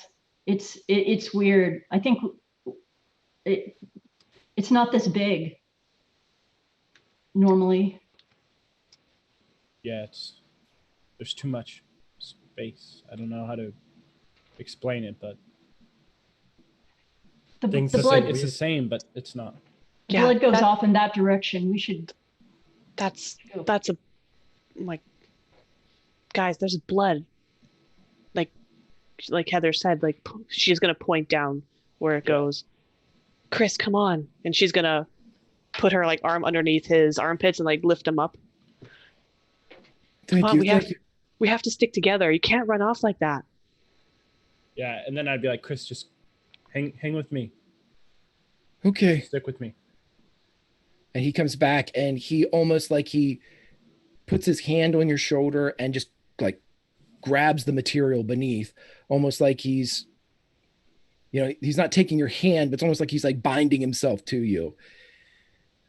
Yeah, and I'm kind of doing the same thing, but like kind of like on his side. So whatever shirt he's wearing, like on his left hip or whatever, that's where I'm holding. So if he's holding like my right shoulder up here, I'm holding him so that whichever way we go, we can kind of control one another. So as you all head and follow the trail, I'm assuming, within just a few heartbeats, you come to a T intersection. With your earlier investigates, from the left, you hear Mr. Derry, the science teacher at Edgar Allan Poe Middle, say, Mitch, is that you? Get out of here. Save yourself. Tell Prime. And then he goes quiet. From the right, you hear Miss Maggie.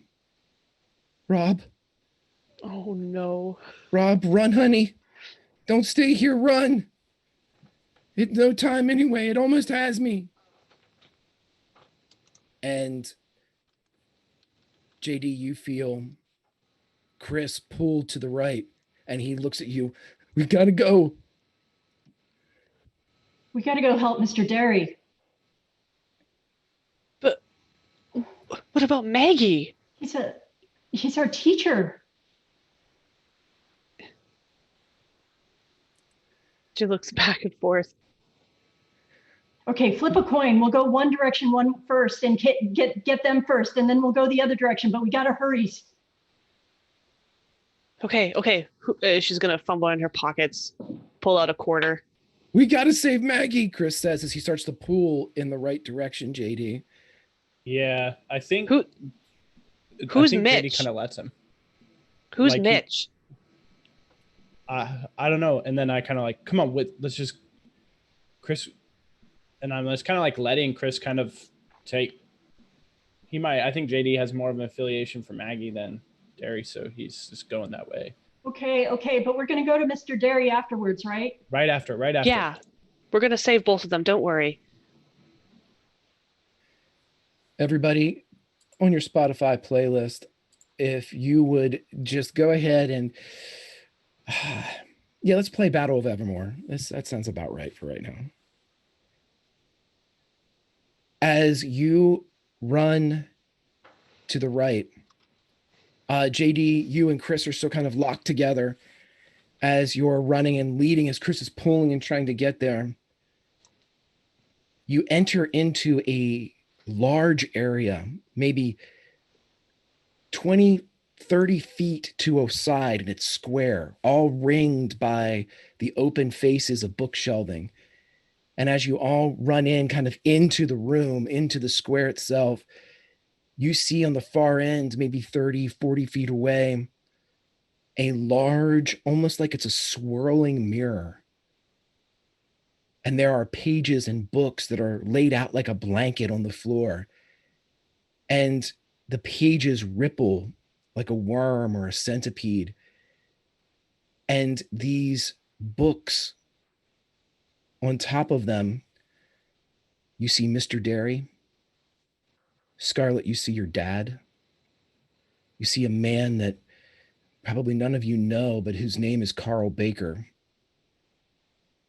And you see Chris. Miss Maggie is the closest to this mirror. Chris is awake. Scarlet, your dad, Carl Baker, Mr. Derry are all unconscious. Miss Maggie is struggling as she moves and is driven and like pulled closer to this mirror. And you see Chris, the bound Chris, with the others, move and jump and kind of extend his body as he throws himself between the mirror and Miss Maggie. And before you can do anything, the surface of the mirror ripples and you see it reach out and grab that Chris's foot. And he begins to scream. JD, beside you, your Chris says, "Now we get to play." Motherfucker. What do you all do? Is that a voice that Scarlet recognizes? Yes, it sounds like the operator, the Garrett operator. That Yep. creep, right? she's gonna turn around, like quickly look at Chris. Yeah. So he had me like kind of on the shoulder and I had him on the hip. I think I would release and then like try and get between our bodies and then extend like the forearm and be like, ugh, like just out of like fear because that's not Chris and that's Chris and he's super scared. As you turn, all of you would hear that. And as you try to pull yourself away, JD, you see you are holding on to what looks, it's a shadowy, but you can see the elements of a clown outfit. And all you see is a mouth with razor teeth open, and it goes for you. I need you to make a move roll. Yeah. Here we go. Would I also see this because I'm looking at him? Yeah, you all see this. You all see this horror show occurring, and I will give you this all for free. The tunnel behind you is gone. You are surrounded by books. if I see that thing with teeth in its mouth and you said it goes for JD. In fact, it goes and you see it chomp down, and somehow JD, like he's diving for a football, bends backwards and launches off of like the thighs of this creature. And in the space where his face was, these teeth slam shut. You can actually feel the wind and the heat, JD, as you somehow like Neo your way out of this. And you slide along the floor and slam your shoulders into the bookcases that rise high above you. What do the rest of you do as you see that JD just freed himself? And this, with a jingle of bells, this creature turns and looks at the other three of you. I think pretty before much- anyone does anything, I would just yell "run." You hear that?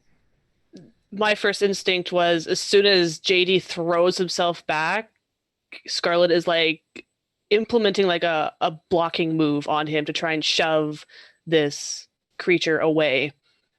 Roll me force. Come on. Yeah. And with strength born on the gridiron, Scarlet, you go and throw your shoulder. As you do so, you can feel your shoulder give a bit as you hit this larger kind of misshapen creature, but you do send it spinning and kind of staggering into the nearest bookshelf. You see it move and kind of smash up against, but when it does, you hear those bells go cling, cling again, and you hear as it hits the side and kind of turns back and looks at you all. Heather, Ricky, what do you do during this exchange? The portal still open? Yeah. And you hear screaming from presumably the real Chris. And if you look, you see him pushing back on Maggie as he's trying to keep her away from the mirror. And Maggie is kind of groggy, but you see that her eyes are open and you see her, what's going on? Oh, honey, as she looks down, and Chris is crying and screaming as he's pushing her away from the mirror as he's being devoured by it. Heather shouts out, JD, Scarlet, push him through the mirror. And then she tries to go and grab Chris and or Miss Maggie, whomever is closer to her, whomever she can get her hands on. Roll me and investigate.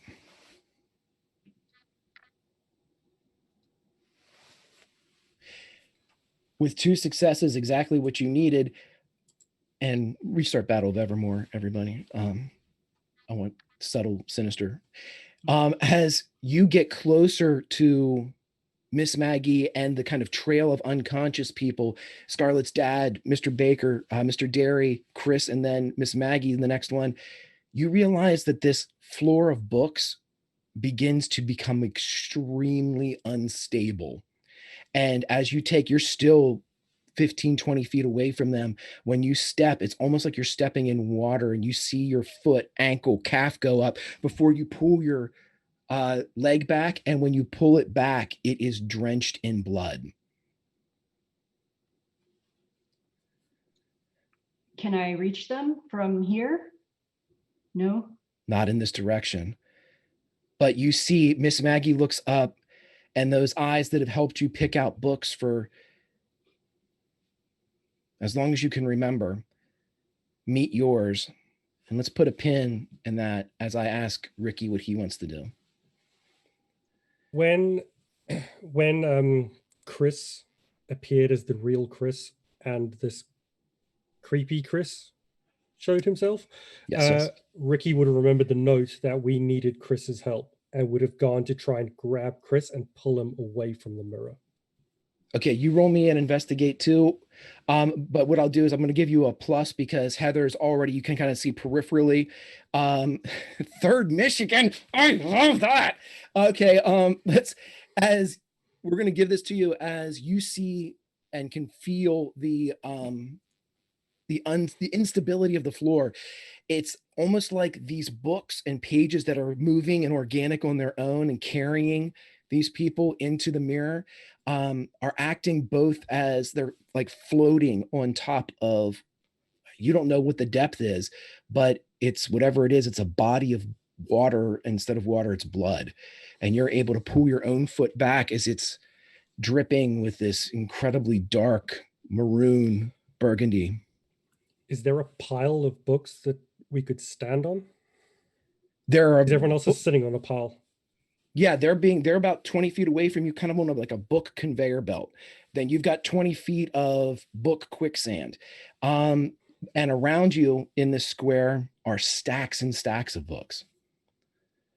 You can try to start like shoveling them off the shelves, and Ricky would grab a shelf and try and tip it down into the pool of book blood. awesome. Roll me a force.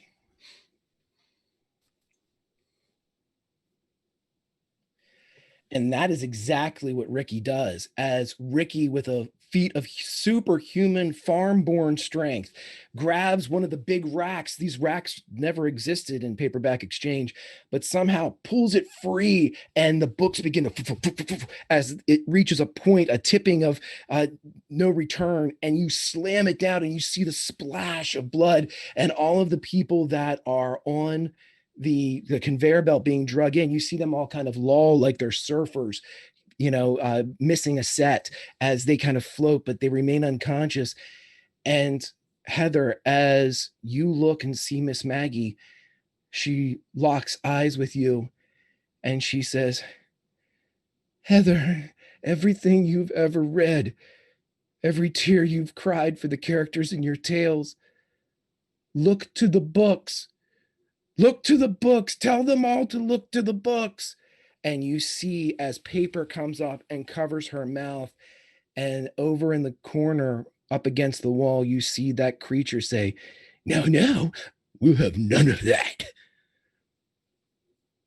Roll me and investigate, Heather, and do so at a +2.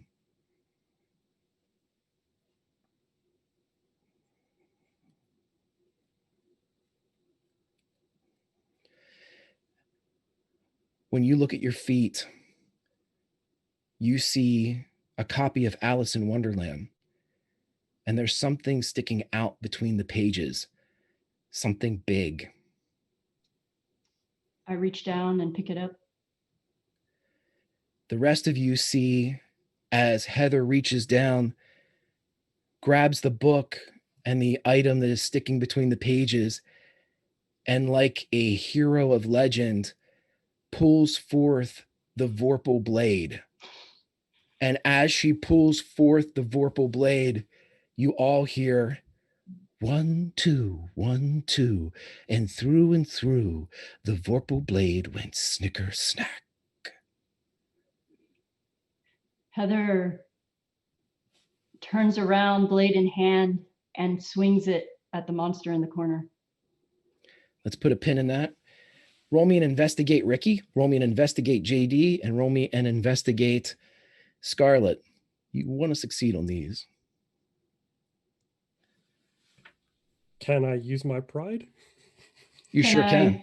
Can I give him a dice? Absolutely. Yeah, you can. If you want to save your pride, you can absolutely give a die to that. And I'm going to spend my pride rather than okay. taking the chance. So as it goes out, look to the books, look to the books, and you all see Heather as she pulls out this long ebony blade that has swirling eldritch energy around it.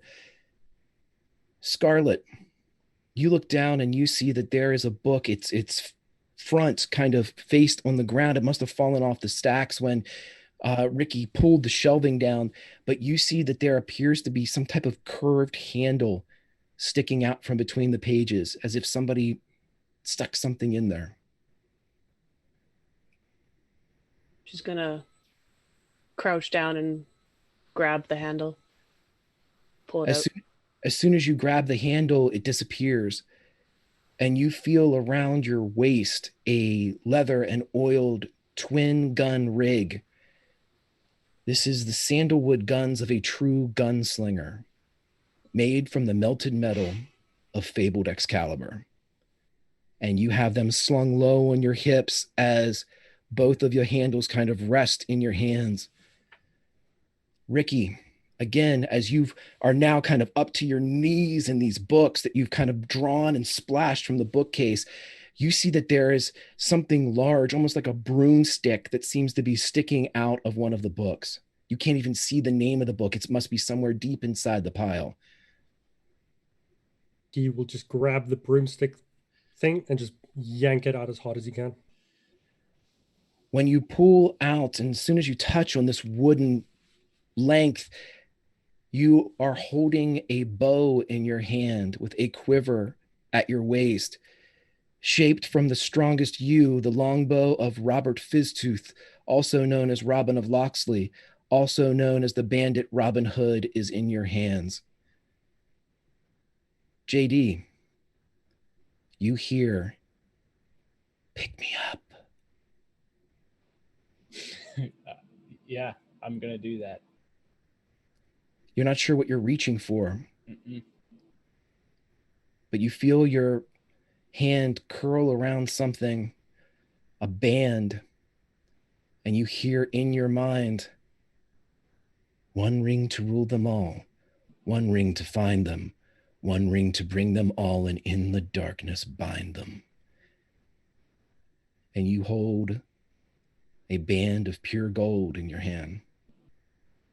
My friends, you are armed with the weapons of the paperback exchange, the weapons of fable that can only be wielded by legends. What do you do? Ricky would draw from the arrow and fire at that creature. It would be I think, a natural reaction that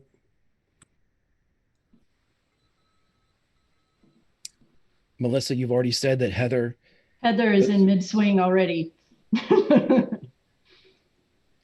Are we thinking that the only way that we can defeat this is to push it through the mirror? Is that what we're going to try and do? That might be what JD thinks, because I heard Heather say that, and then a bunch of shit has happened very quickly. So I think JD is going to throw that ring on because he knows what happens when he does. And as soon as, if we can get the creature to the mirror, that's when he'll like try and run and tackle him through or push him through. This is all going to happen simultaneously. So as soon as I get everybody's actions, So I have a double pistol or just one? You have a twin gun rig that would make Billy the Kid weep. Okay. I'll pull it out of the holster and holy crap.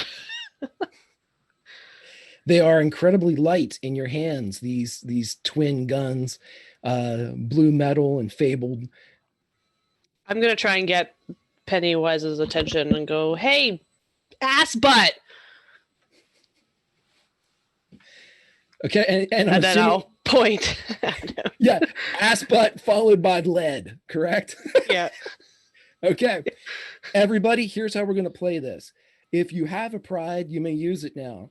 Otherwise, roll me your best skill. I don't care if it's applicable to what we're doing right now. I just want your best skill. And we're going to add us up some successes. I'm going to distribute a dice to each of us. We'll each get a dice. So +1 for everyone.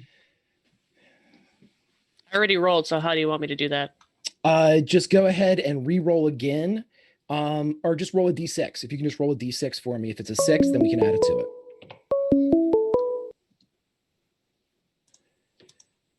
So I have us up to 5, and then did I get everybody or Tinker? Yep. So we're up to 6. Okay. And then make sure you have your bonus dice, everybody, if you didn't roll them. I have 6 successes, going once, going twice. And so as all of you make your moves, the bow of Robin of Locksley thumbs with a perfect note of an arrow struck as it looses from the string and slams into the chest of this creature, disappearing all the way up to the fletching. You see just the bristle of feathers popping forward, and the creature looks down as it has burst one of the pom-poms on its outfit. Woo! and then, hey, what was it? Ass butt. Ass butt. And no one in the history of ever has been able to not look when that is yelled in their general direction.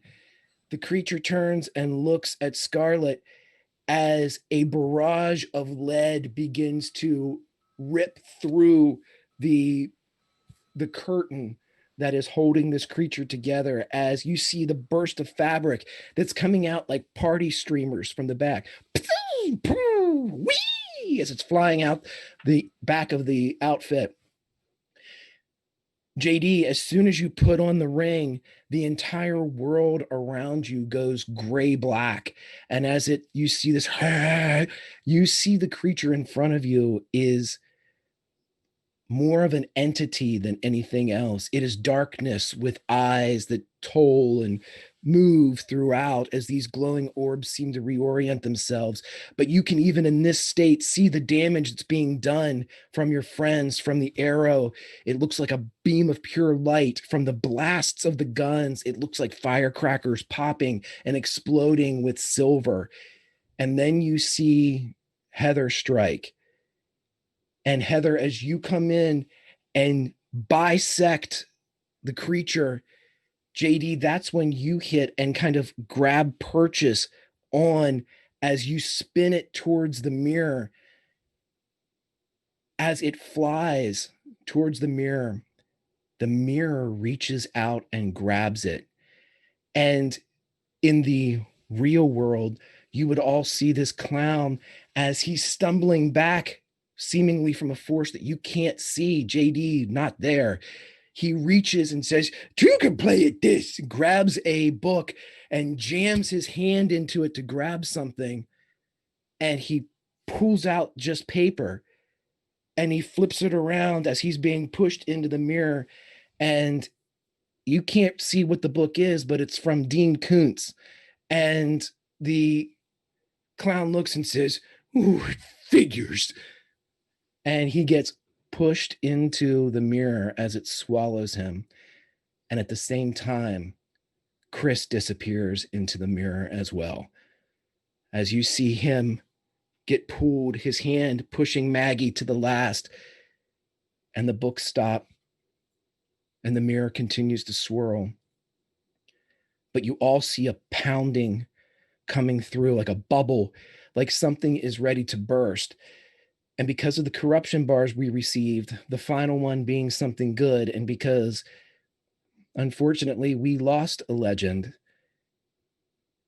we hear from somewhere a voice that says, "Get that legend a shield." And Heather, a Stars and Stripes shield appears in your hand.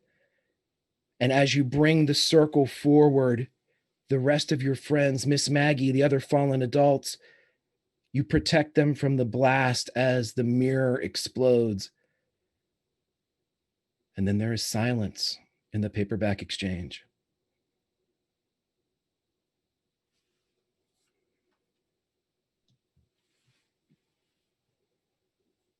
Fuck you, Flag. Sorry. Oops. Just stand there like,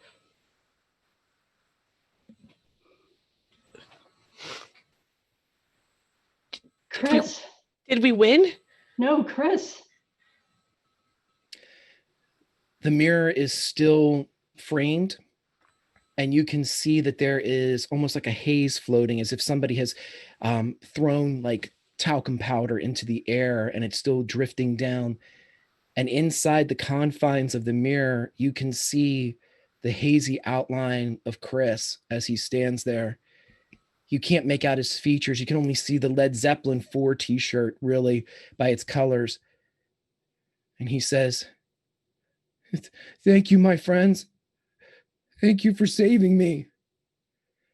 I'll find a way back and try to help if I can." And you see him begin to disappear as the dust settles. Do you say or do anything? So he's in the dust or he's in the mirror?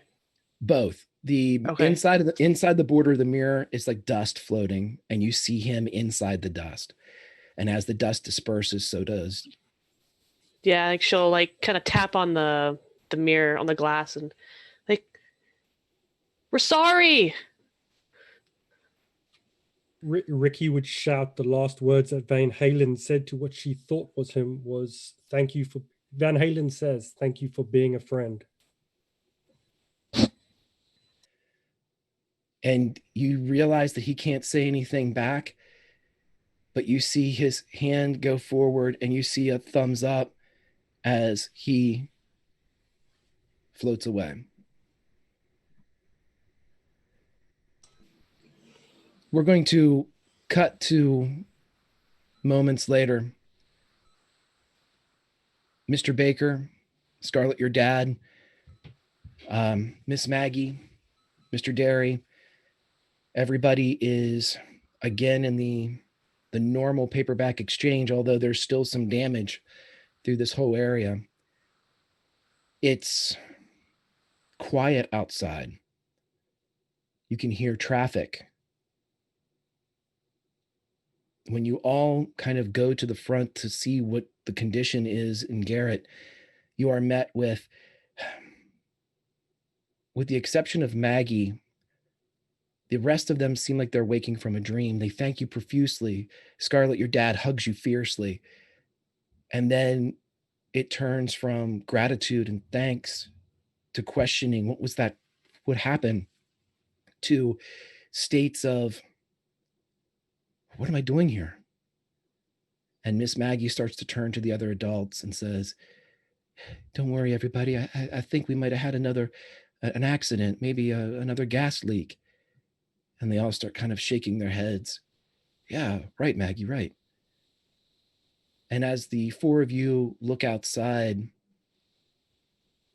you see across the road, out of the alleyway, comes Main Street Jimmy. And he looks over at you all and gives you a thumbs up and says, I told you I'd find my way back. And that's where we'll end our session. But as we are drifting back up into the dreamscape that is Garrett, Maryland, a narrator's voice that sounds a bit like Van Halen says, the legends went on to have many more adventures, but that's another story. Let's go around and talk to everybody. Chris, let's start with you, my friend. How are you and where can we find you online? How are you? Yeah, that's a good question. Yeah, I wasn't okay, but I'm more okay now that Jimmy gave me a thumbs up. I'm Chris, aka Necro, online. I am Necrotic on Twitch, Necrotic Live on Twitch, Twitter, Necrotic. Most of the time you'll find me in the Discord, pretty much the Discord. Fantastic, my friend. And let us jump down to GG. How are you and where can we find you online? Oh, I'm doing pretty good. I'm G, Lightning Invoker in Discord and on Twitch, and Lightning Spaz09 on Twitter. You know where to find me. Fantastic. Jumping down to Bacon. Bacon, my friend, how are you and where can we find you online? Good. I'm doing amazing. That was a lot of fun. You can find me on Twitter and Twitch at Bacon50. Yeah, a lot of times I'm in the Discord hanging out, trying to help come up with things, and yeah, that's me. And last but certainly not least, Melissa, how are you and where can we find you online? Whew, I'm overwhelmed. That was amazing. It was an amazing ride. Who am I? I'm Melissa Draftier everywhere. You can find me on Twitter, mostly retweeting unMadeGaming stuff and fan art. So yeah, that's me. Love it, love it. And as for me, my name is Greg. I had the absolute privilege of knowing and meeting all of these wonderful folks in the unmade gaming community and the Atari Twilight section of the Discord, which we call the writer's room, where over the summer, many people, including these wonderful four, helped me get Garrett ready to return for season 2 of Atari Twilight, which we have every Tuesday here on unMadeGaming at 8 p.m. Please join us there if you can. Check us out on YouTube. Thank you so much to chat for the support. You were able to make allow me to make that truly awful. Every corruption bar added a new element of awful stuff, including shout outs from Christine and Rugen. And then at the end, I wanted to send something in there from the Marvel Universe specifically, because we lost a legend in Chadwick last night who passed away from cancer, which was awful. Telling your kids about that is not fun. And but I had to, like I said, to play with all of these fantastic people today. And Mike, take us away, my friend, as this is a fantastic community and you are the captain of it. Well, I appreciate that. Greg, this was an awesome show. Thank you all so much for being here. Again, echo that sentiment from chat.